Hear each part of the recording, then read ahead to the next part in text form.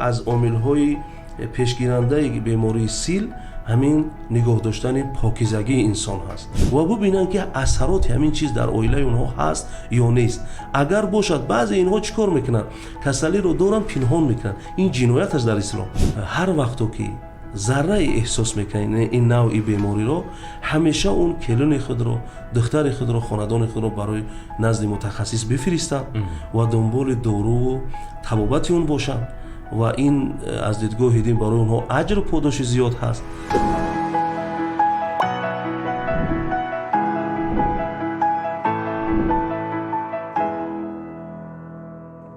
салому алейкум дӯстон, имрӯз мо мехоҳем бо шумо суҳбате дошта бошем дар атрофи бемории сил дар силсила подкастҳои аз сил ҳарфе бигӯ. мавзӯи имрӯзаи мо имомхатибон чӣ гуна ба аҳли мардуми масҷидҳо дар шинохти бемории сил кӯмак мекунанд. дар меҳмонии мо имрӯз мутахассиси калони шӯъбаи фатвоии шӯрои уламои марказии исломии тоҷикистон маҳмуд сангалиев. дар рафти подкаст дар экранҳои шумо рамзҳои QR пайдо мешавад ки онҳоро скан карда аввал аз пурсишномаи анонимӣ гузашта хатари имконпазири гирифторшавӣ ба силро дар худ муайян карда метавонед. рамзи дуюм ба суроғаи марказҳои зидди силиро ки дар онҳо аз ташхис гузаштан мумкин аст ёфта метавонед.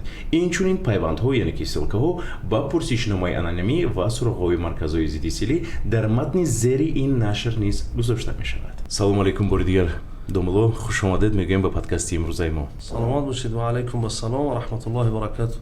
ба шумо ва тамоми бинандагони шабакаи шумо ман саломи худро ва саломи шӯрои уламои ҷумҳурии тоҷикистонро мерасонам. обод бошед. ташаккури зиёд. дар мавриди тадбирҳои пешгирии бемории сил мегуфтед. аз дидгоҳи дини мубини ислом пеш аз ҳама ҳатто назофатро шохаи аз имон медонад. яъне муъмин, мусалмон, ҳар инсоне ки бошад, мақсуд дар бандагӣ пеши худо назофату покӣ ҳаст. бинобар ин ман фикр мекунам ки аз омилҳои пешгирандаи бемории сил ҳамин нигоҳ доштани покизагии инсон ҳаст. аз ҳамаи навъи ки чӣ до аз лиҳози хӯрданӣ бошад ё аз лиҳози санитарӣ, ҷои нишасту ҷои хобу ҳамаи инҳо бояд назофат риоя карда шавад. яке аз омилҳош ҳамин аст. дар бораи оне ки бемории сил табобатшаванда аст ва истеъмоли доимӣ доруворӣ муҳим аст, дар бораи ин нашон. албатта ислом ҳамеша исрор бар ин мекунад ки шумо дар ҳар навъи беморӣ ба мутахассиси он муроҷиат кунед ва он чизе ки барои шумо тавсия мекунад. қуръон як истилоҳ дорад, мега дар ояте ки вала тулқу биайдикум иля таҳлука, шумо худатонро ба дастони худатон накшед. яъне худатон баъзе инсонҳо худдорӣ мекунанд аз ин ки доруи ҳамешагӣ дошта бошанд ё доруи то ё ҳадде дошта бошанд ки беморӣ аз онҳо масалан бо хотима барасад. бинобар ин тавсияи ислом ҳамин аст ки ҳатто имом шофиӣ мегӯяд ки алилму илмон, ду илм аст дар дунё. яке илми фиқ аст барои ин ки инсон бандагиву роҳу равишти зиндагиро бидонад. дуввум илми тиб аст барои баданшиносӣ. ин илмҳо бояд омӯхта шаванд, бояд тавсия дода шавад ва онҳое ки бемор ҳастанд агар даст ба табобату ба ҳамеша дорухӯрӣ яъне дору доштан ки он беморӣ аз онҳо рафт шавад накунанд, ислом мегӯяд ки линафсика алайка ҳаққун, нафси худат болои ту ҳақ дорад. мо бояд онро иззати онро, обрӯи онро, саломатии онро ҳифз кунем, чунки ин амонати худо назди мо ҳаст. бинобар ин агар инсон накунад дар натиҷа гунаҳгорам мешавад назди худо, ки бояд пешгирӣ кунад, бояд ҳамеша давои онро бигирад то ин ки бартараф кунад. мегуфтед ки чаро ба назари шумо шинохтани аломатҳои бемории сил ва муроҷиати саривақтӣ ба табобати барои машварат ва ташхиси бемории сил муҳим аст? муҳимаш ба ин хотир ҳаст ки он чӣ ки худованд барои ҳаёт, барои инсон додагӣ ҳаст, ҳама инҳо назди банда амонатанд. яъне дар истилоҳи фиқӣ мо мегӯем орият, мо ҳаққи истифодаи онҳоро дорем. талаф кардани онҳоро, ҳатто хариду фурӯш кардани аъзои бадани инсон дар ислом ҳаром аст. мо ин ҳақро надорем. бинобар ин ислом мегӯяд ки ин фарзи айн аст. муҳим аст ки инсон талош бикунад саломатии худашро ҳифз кунад, чунки ҳама инҳо назди худо ҷавобгӯӣ доранд. мо ҳаққи истифодаи инҳоро дорем, ҳаққи инҳоро бемор кардану تلف کردن و حتی خرید و فروخت.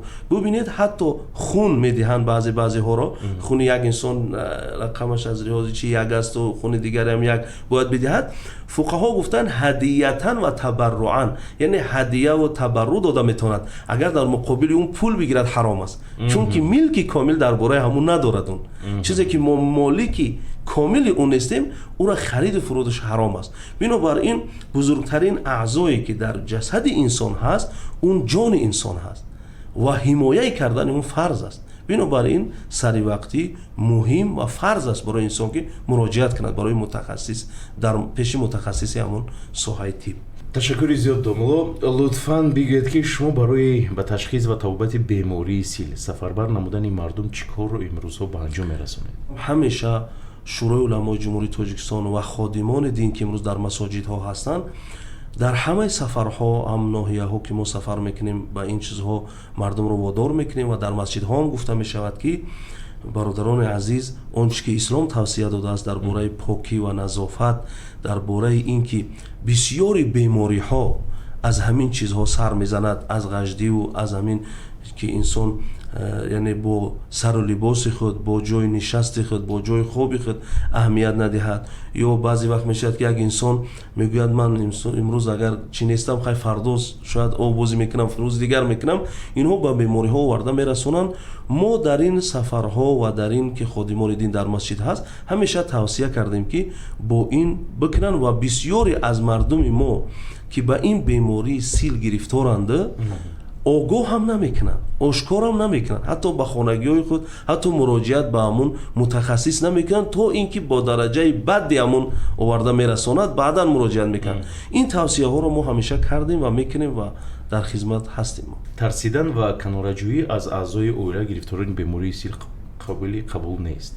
مثلا چرا به نظر شما انگشت نشان دادن نشان میدن که این نفر بیمار است، مثلا فرض کردیم، یا از خانه بیرون کردن عروس یا همسری که گرفتار بیماری سیل است غیر قابل قبول است و دین مبین اسلام درباره این چی میگوید؟ شما ببینید هموطنان محترم، دین مبین اسلام همیشه ارز و آبروی انسان را حفظ میکند. اون چی که در اصول دین مبین اسلام برای فلسفه زندگی انسانی توصیه شدگی هست همین است که ما آبروی یکدیگر را حفظ کنیم و در اسلام حتی بیماری رو خبر گرفتی بار در چشم اون نگاه کردن معنی است. فقط حقی که بیمار یعنی خبرگیرنده بیمار دارد از دیدگاه دین و توصیه احادیث پیامبر خدا صلی الله علیه و سلم و دیگر بزرگان دین همین است که اون رو دلتهی کند، کجا برسد به جایی که اون رو بیرون بکشند از خانه که تو به این بیماری گرفتار هستی و این از دیدگاه دین حرام است. این معنی است و ارز و آبروی انسان رو باید ما حفظ کنیم. ما او را میتونیم که بر اون رو حوصله داری کنیم، دلتهی کنیم، بگیم که انشالله امروز از روز گذشته بهتر خوبتر هستین شما. این توصیه های اسلام است و در اسلام معنی است که انسان بیماری رو از خانه بکشند. با مردم چی مصلحت میدید؟ شوهران، پدران چی مصلحت میدید تا اینکه اعضای عائله‌شون از بیماری سیل آگاه باشند؟ با اینها من پیش از همه توصیه میدیم که دیدگاه دینی همین است که علم نور است، اونا باید بآموزند. همون کتابچه هایی که از جانب طبیبان و همون معلومات هایی که امروز در شبکه‌های اینترنتی هست درباره بیماری کسلی سیل و همین چیزهایی که صحبت داریم الان من و شما، همین چیزها رو دنبال کنن، معلومات داشته باشن و ببینن که اثرات همین چیز در عائله اونها هست یا نیست. اگر باشد بعضی اینها چیکار میکنن؟ کسلی رو دارن پنهان میکنن. این جنایت است در اسلام. انسان اگر بیمار باشد اون رو از اعضای دیگر عائله پنهان بکند، این جنایت است در اسلام و این کار حرام است. این عمل اون باید بکند و توصیه ما همین است که برای پیشگیری همین درک کردن این برای عائله علم در کار است که اونها از علم طب خصوصا از همین نوع بیماری سیل که از یک پدیده های شوم است این رو اینها دنبال کنن از شبکه‌های اینترنتی، از همون کتابچه، از توصیه طبیبان با آموزن برای خود که وقتی که در خانهشون اثرات این پیدا میشود اونها حس کنن که این چیز در ما هست و دنبال توبت اون باشن. دومو تشکر. اناکنون مصلحت شما با مادران و خوشتمان‌هایی که نبیره و فرزندای خود رو از این بیماری امین دارند. پیش از همه برای خوشتمان‌ها و برای مادران همین است ببینن مادران و خوشتمانان هم مادرن و مادر یک گنجینه در زندگی است که تکیه‌گاه هم پسر و هم دختر است، تکیهگاهی، حتی مردان هم با همون کمالی که در زندگی دارن پشت سر اونها یک زن کامل ایستادگی هست که اونها در زندگی موفقن و اینها دستی دراز دارن در این باره. من توصیه میکنم برای اون مادران، برای اون خوشتومنها توصیه میکنم که هر وقتو که ذره احساس میکنین این نوعی بیماری رو، همیشه اون کلون خود رو، دختر خود رو، خاندان خود رو برای نزد متخصص بفرستن و دنبال دارو و طبابت اون باشن و این از دیدگاه دین برای اونها اجر و پاداش زیاد هست و در نتیجه میتواند که دیگرها رو هم در خانه حفظ کنن از این بیماری. بنابراین توصیه من برای مادرها همین است که همون نظافت، همون پاکی و همون حیایی که مادران داشتن، همون عفت رو حفظ کنن در خانه‌دانشون. دومدون میگفتید اسلام در مورد افرادی که بیماران سیل رو، عموما صرف نظر بیماران رو تحقیر میکنن چی میگوید؟ دیدگاه دین مبین اسلام درباره تحقیر کردن انسان سالم رو حرام میداند، از گناهان کبیره میداند که انسان به خیزد یک انسان دیگر رو تحقیر کند. یعنی آیات های زیاد ما در قرآن داریم که ای مؤمنین شما بعضی از بعضیتون غیبت نکنید، ای مؤمنین بعضی از بعضیتون مسخره نکنید، شاید اونها بهتر از شما هستند نزد من. بنابراین بعضی‌ها مثلا با روحانیون میپرسن که آیا شما بالاتر افضل ترید، شما عالم تر یا دیگره؟ جواب همه علما همین است که میگن اون کسی بالاتر و برتر است که خدا از راضی است و خدا از کی راضی است این علم غیب است، این رو کسی نمیداند. بنابراین اسلام حرام میداند، گناه کبیره میداند تحقیر را، خصوصا انسان با این جرأت که بیماری را تحقیر کند یا بیماری سیل باشد، هر نوعی بیماری باشد تحقیر بکند، اون باید بداند که از دیدگاه دین مبین اسلام اون مرتکب گناه کبیره شده است و آزار و اذیت، تحقیر و مسخره از گناهان کبیره و حرام است در اسلام. اسلام در مورد افرادی که به بیماران سیل در طبابت کمک میکند چی میگه؟ البته شما ببینید خداوند میگوید در قرآن که تعاونوا علی البر و تقوا ولا تعاونوا علی الاثم والعدوان، شما یکدیگرتان را در راه پرهیزگاری و نیکوکاری کمک کنید و در راه گناه و معصیت کمک نکنید. یعنی در هر راهی که انسان به کار خیر میرسد کمک کردن در اسلام باعث اجر و پاداش کلان است و خصوصا انسانی که دست به کمک بر بیماری دراز میکند این اجر و پاداشش رو شاید منم گفته نتوانم، خیلی زیاد است، خیلی اجرهای کلان دارد، خیلی اجرهای زیاد دارد و این انسان شاید با این عملش پیش خدا جایگاه مقام پیدا کند و شاید سبب داخل شدنش بر جنت شود، شاید بلند شدن مقام و یعنی پاک شدن گناهان شود و شاید که خداوند با سبب اینکه دست کمک به بیماری ها دراز میکند خاندان او را از تمام بیماری ها حفظ کند. اینا همه بزرگان دین نوشتن درباره آنانی که خصوصا به بیماری ها کمک میکنند. شما با آدمانی که نشانهای بیماری سیل دارند و میتوانند در عقیده باشند که میگن نه من نمیخوام نزد طبیب روم، نزد نفر باید روم که در اون مثلا تومور گیرم یا که آبی دم گیرم، خلاص دعا خونی کنم، چی میگفتنی هست؟ یک چیز است که ما اصطلاح داریم رادیکالیسم، یعنی انسانی است که هیچ معلومات دینی ندارد میخواهد انسان خیلی دیندار باشد. دیندار بودن زیاد به علم نمیشود. حتی در اسلام هر مسئله که تو مواجه میشه فرض است که در اون بالا تعلیم بگیری. مثلا تو وقتی به نماز شروع میکنی از طهارت بگویی، مثلا با طهارت شروع میکنی باید فرائض طهارت رو بآموزی، واجبات اون رو بآموزی و نماز رو هر علمی که باشه از پیش خود کرد. بله. و این عقیده که من بیماری دارم که بیماری جسمی است و من میرم دعاخوانی میکنم و تمار میگیرم، به شک قرآن در بیماری جسمی و روحی شفا هست. این رو هیچ کس از اهل علم حق ندارد این کار بکند، چون که قرآن در نص قرآنی هست این چیز که ننزل من القرآن ما هو شفا، اون چی که از قرآن ما نازل میکنیم در این شفا است، بیماری جسمی و روحی. اما تمام علمای دین من و شما توصیه کردن که کسی که به بیماری های جسمی مواجه می شود در اول مرحله اون باید به طبیب مراجعت کند، اون باید به متخصص اون ساحه مراجعت کند. نفری که علاقه از این ساحه علم دارد. بله علم دارد. خیلی که گفتیم امام شافعی میگه که علم دو علم است، علم طب برای بدن ها است. امروز بدن انسان بیمار است، اون باید مراجعت کند، اون بیماری اون رو معاین بکنند، داروهای او رو معاین بکنند، از پس طبابت شود. اگرچه این اخلاص و اعتقادات مردم ما است، چون که مردم دینی و مذهبی هستند و میخواهند این کار را بشک، لیکن قدم اونها در بیماری های جسمی اول باید به سوی متخصصی ساحه باشد، به سوی طبیب باشد، به سوی اون کسی که اون کسل اونها را نامش را معین کرده میتواند، دوایش را معین کرده میتواند و توصیه دین مبین اسلام هم همین است. تشکر زیاد با شما میگم. در خط یک صحبت خوبی داشتیم با شما و در فرجام پادکست امروزه ما شما با تماشابینان ما چی نصیحت میدید؟ من همیشه توصیه‌ام برای ملت خودم، برای مردم خودم، برای تماشابینان شما همین هست که ما باید امروز یک مؤمن علمی باشیم. یک مؤمن، ما تاجیکان تاریخ زیاد داریم که ما یعنی صاحب قضاوت و فتوا بودیم. ما در یعنی همین نشستی که در آسیای مرکزی بود ما با عنوان پیرزاده بودیم.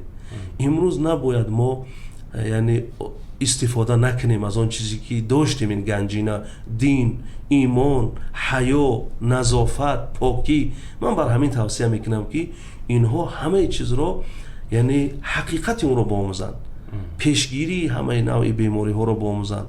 امروز مردم ما در قد راه مثال میبینی نه کسی کتاب دارد، نه کسی گزیت دارد، نه کسی یگان روزنامه دارد. من توصیه بر علم میکنم، توصیه بر این میکنم که همه خوبی های اسلام برای همین است که ما و شما در جاده زندگی اونها را پیاده کنیم، اونها را داشته باشیم. و اسلام همیشه سلامتی، عرض و آبرو و حیات انسان سالم را حفظ میکنند.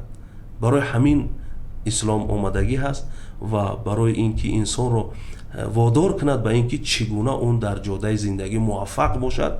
توصیه اسلام همین است. توصیه اسلام بندگی بر خدا هست. توصیه اسلام کمک کردن با دیگران هست و بنابر این اسلام میگوید که بزرگترین شما نزد من خدا کسی هست که منفعت اون با دیگران میرسد.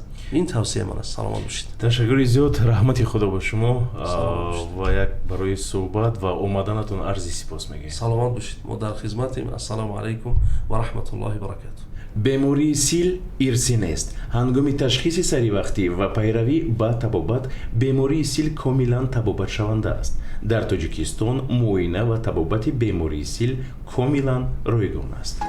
سلسله پادکست های مذکوری لویا اوید به برطرف نمودن بیماری سیل در تاجیکستان با کمک مردمی امریکا ایجاد شده است که آن از طریق اگنتی ایالات متحده امریکا اوید به رشد بین المللی رسانیده می شود. مضمون و مندرجه این محتوا محصول شرکتی علامت بوده می تواند با نقطه نظر USAID و حکومت ایالات متحده امریکا موافقت نکند.